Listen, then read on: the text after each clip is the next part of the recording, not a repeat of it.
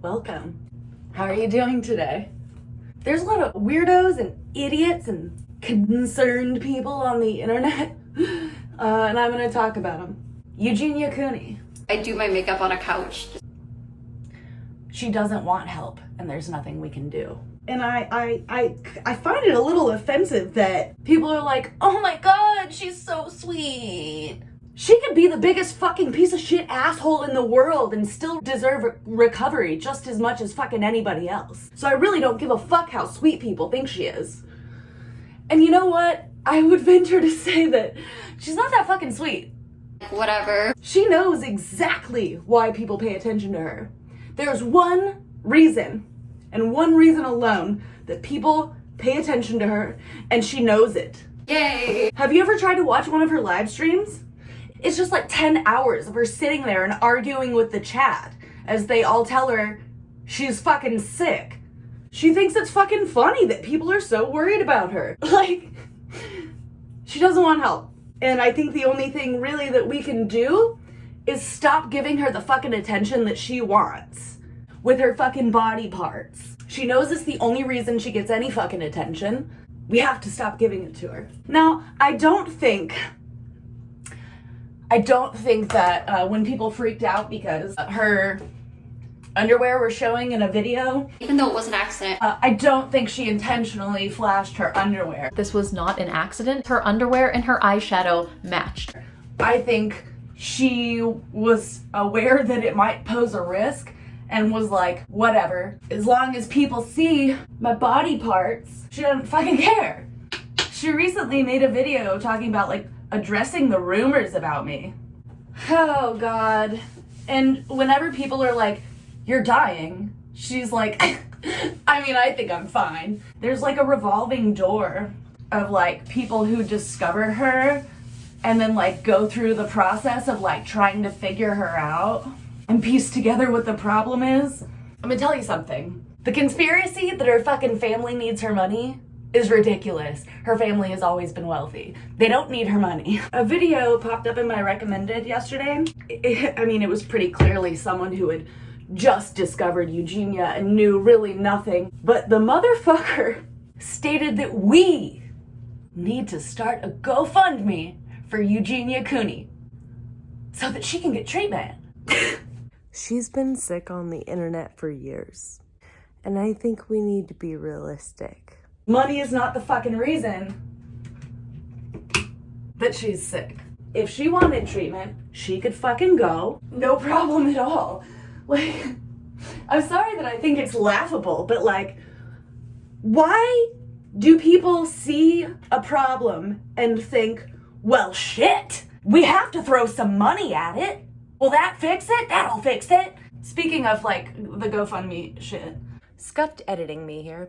I'm about to start talking about a completely different GoFundMe situation, and I realize now that I come across as very calloused. And I want to make it very clear that I absolutely 100% support and feel for all of the people who have been affected negatively by Anna Campbell. I am solely talking about the GoFundMe and legal aspects. So, I don't know if you're aware of this or if you've heard about it, but there's this chick, Anna Campbell. She's like kind of a G on YouTube. She's been at it for at least 10 years. She has about 400,000 subscribers. I think she popped off the most whenever it was that like the kids were doing a lot of collab channels, and she got involved with Tana Mojo's collab channel that quickly fell apart. But interestingly, on the collab channel, it was like a bunch of teenagers, and Anna Campbell was like 24 hanging out with them. And so for years now, she's been dating these very young women. They're all under 21 when she gets them. Some of them have still been in high school when she starts talking to them. So you're a freshman, right? It's like Dazed and Confused. She gets older, the girls stay the same age. That's what I love about these high school girls, man. And she gets them all into drugs and abuses them. Love that. Recently, 3 of her ex-girlfriends banded together and put out a video. We are survivors. And they kind of outline their horrible experiences being in relationships with Anna Campbell. Anna Campbell glorified the use of hard drugs. Anna Campbell, time and time again, has threatened suicide to prevent us from speaking out. One of them says that Anna raped her when she was in a very intoxicated state and very clearly could not consent. And what is interesting to me is that these 3 girls have a GoFundMe, raising money to sue Anna. There's no elaboration on the GoFundMe. There's nothing there. No explanation of like attorney's fees, how much it's gonna cost to like file the initial documents, or on what grounds they're suing her. And while I fully support them, it seems a little weird to me. I mean, maybe I'm dumb, but if one of them's saying she was raped, I feel like you would want to go to law enforcement for that. But I can't, okay, maybe I'm dumb. Maybe I'm hella fucking dumb. I've been dumb my whole life. I could be fucking wrong about this. But can you sue someone for being abusive to you and like getting you hooked on drugs? This is a genuine question. I am not being facetious. But everybody's fucking like promoting that GoFundMe and saying like, we gotta support these girls, here's the GoFundMe. And it seems weird to me because like I don't understand how that is supposed to work. People want justice for them, I want justice for them. I just don't know how you go about getting justice in a civil suit. And like, I really fucking wish they would have at least stated what they're suing her for. And I've said it before, and I guess I have to say it again.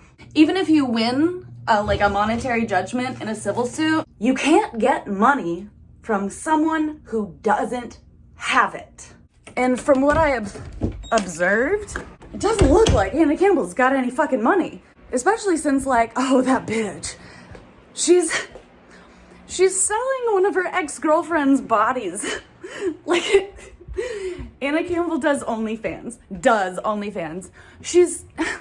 I think she just has a bunch of fucking videos with her ex-girlfriend's body parts on there. And I don't know if Anna ever finally took that shit down, but pro tip, don't exploit your ex's body for your own fucking financial gain. That's a bullshit thing to do. So don't. I mean, I guess I could understand, right? If someone wanted to sue her saying like, hey, you're still selling my body and collecting all of the profits. And maybe I'm wrong about this, but if they are trying to like all 3 sue her together like some sort of class action, I really do not mean to be insensitive. I just really I'm not understanding what they're suing her for. Okay, let's see. Who else is a fucking person of intrigue on the internet? Oh yeah, Gabby Hanna with her dumbass. She really thinks she has the most fucking magical, unique, interesting fucking brain in the world. Truly does believe that. Her ADHD is the most ADHD of all ADHDs, and that she's just like hella special. So Gabby has gone on to offend every single person who has ADHD and every single person who's ever known someone with ADHD.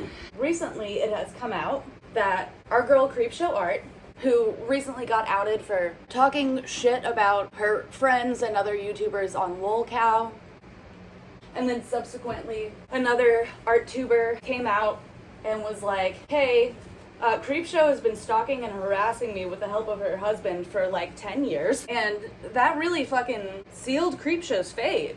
Like, she dipped. And she stayed dipped. But it recently came out because Nicholas DiOrio, the Oreo himself, he leaked that he'd spoken to Gabby Hanna, which in all of this weirdness, the fucking Goon Squad, including Nicholas DiOrio, have been like siding with Gabby Hanna, and I think it's for just because they're fucking contrarians, you know? Because like reasonably, who the fuck wants to side with a rape apologist? Besides like Keemstar. Nicholas DiOrio let it slip in a stream and on a podcast that he had spoken with Gabby Hanna. And she told him that Creepshow Art had hit her up and said, you need to make a video exposing Ready to Glare. Because Ready to Glare was, I think, the first person to hop up on a video and disavow Creepshow Art because they were like supposed to be really good IRL friends. The greatest offense was that Creepshow talked shit about Ready to Glare on lolcow because people were like, wait a minute, you swear up and down all day long on Twitter and in your videos so the fucking cows come home that you just love Ready to Glare so much. So naturally, people were pretty fucking shook to find out that Creepshow was saying mean shit about Ready to Glare. That's not very nice, if you know what I mean. And it was pointed out by Truth Sleuth, formerly Tea by Alley, formerly Beauty Truth Sleuth, that in Gabby's video, where she's like, hold T channels accountable for having talked about the things that I do, Ready to Glare's face was in the thumbnail, but she was not mentioned or spoke about at all in the video. So that's weird. Another interesting thing is that I finally found another person who doesn't like Hello Leash. Her name is Erica Moans. I think that's how it's pronounced. I mean, I'm pretty sure I know how to pronounce Erica. She seems really cool. She has done like videos on like how to do like at-home workouts for people who are like disabled. And I think that's fucking dope. Who the fuck is that? And I figured, because Erica is disabled, that once Hello Leash's audience discovered the video, that they would go easy on her. And that's fucked up to assume, but like, it's true. Because the only other person who I've found who made a video talking about how she doesn't like Hello Leash was Buzzgal. And she made that video like over a year ago. And I think it took a while for Hello Leash's like fans to find the video. But when they did, oh god, some of those comments were hilarious. This is bullying and you're making me cry. Get a grip. Hello Leash's fans are the weirdest, angriest, most delicate people. Like last summer when I got into it with Hello Leash on Twitter and she like just let all of her followers like go at me. One of them like told me that like I don't have everybody's best interest in mind and that like I'm trying to get people to relapse. Listen, your best interest is not my responsibility. If you are so butthurt that some stranger on the internet disagrees with a YouTuber that you like, that you are afraid that you're going to relapse, I do want the best for everyone, but like, come on, you gotta take responsibility for yourself. Anyway, so people did kind of take it easy on Erica, and there were a lot of people in the comments saying, I agree with your sentiment. So it's very interesting to me that there are so many people who do have the same problems with Hello Leash that like Erica and Buzzgal and I have, but nobody wants to fucking talk about it because they're scared of her fragile, rabid audience. Oh girl, I gotta put in an editor's note here because one of Hello Leash's fans found the video and thought, this is really good criticism. I'm going to link this video in her Discord that I'm part of because I'm a Patreon member, because I think it'll be great criticism for her to listen to.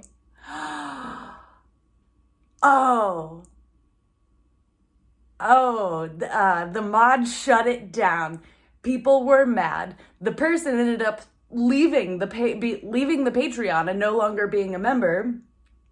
And the backlash that was warranted for Hello Leash's weird rant on Twitter, she turned into a fucking mental health breakdown about herself. This is such a hard time for me, guys. I mean, are we surprised? No. Because Hello Leash wants to like post her mirror selfies looking all pigeon-toed. But like, she can spit some fucking venom, dude. I saved one of her live streams, but ultimately I ended up deleting it because she was taking up too much space on my phone. And now I wish I hadn't done that because she privated that shit real quick. And it's because she was just being vile. So in Erica's video, she goes over how Hello Leash, unprovoked, I don't know why she felt it necessary to like give her fucking long-winded opinion on Twitter about Jimmy Snow's fucking autism. Why?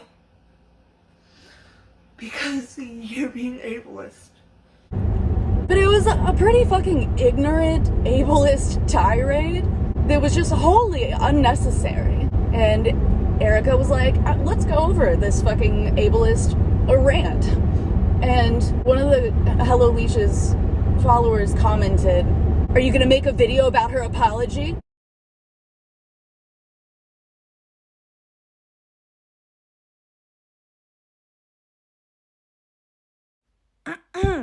Patronizing, okay. Erica replied, "I'm not interested in making any more videos on someone I have had, I have personally had a negative experience with." Ooh, that implies to me that Erica did have some sort of exchange with Hello Leash and that it didn't go well, which does not surprise me. And one of Gabby Hanna's sisters, Sharissa, she commented on Erica's video saying, "Hello Leash is exactly like my sister Gabby," which is interesting because I remember at one point Hello Leash questioned herself, I think in a video or a stream, saying like that she was starting to wonder if she was exactly like Gabby Hanna. And she came to her own conclusion that no, she is not exactly like Gabby Hanna. Her logic behind that was that if she was actually worried about the thought that she could ever be anything like Gabby Hanna, then that meant she had good intentions and therefore could not be like Gabby Hanna. It was some weird logic. Another thing about so many people in the comments agreeing with the points that Erica made is that nobody else is making videos about it, but they have these feelings. And I think it's because they're scared. Because I'm fucking scared. I've talked about Hello Leash before. There's no fucking way I'm putting her name in the fucking title or the description. Are you kidding me? Her and her motherfuckers would find that shit real quick and fucking go at me, and they would be relentless. Because really, like, I just had a small disagreement with Leash on Twitter last summer, and she said nothing to me for like an entire 24 hours while like her fucking goon best friend and her followers went at me until she finally like replied in all capital letters, ha ha ha ha ha, and then just like tweet after tweet after tweet after tweet because she cannot fucking be succinct. I mean, shit, I never shut the fuck up, but goddamn, she's long-winded. She cannot make a fucking point. And yeah, after a week of those motherfuckers going at me, I had just stopped checking my notifications, but I kept getting them. So after a week, I just muted the thread. I'm sorry this keeps following. I don't know what to do about it. I cannot adjust it. I'm driving. It's because my new iPhone is so fucking heavy, dude. I know it's because, like, it's got more metal than my previous phone. It's supposed to, like, protect it from its user, but it's heavy as fuck. Speaking of my camera quality real quick, I have the iPhone 12 Pro, and really, it doesn't matter, because every time I upload a video, it still, like, gets grainy and pixelated, and it's because of my internet. It has to be because of my internet.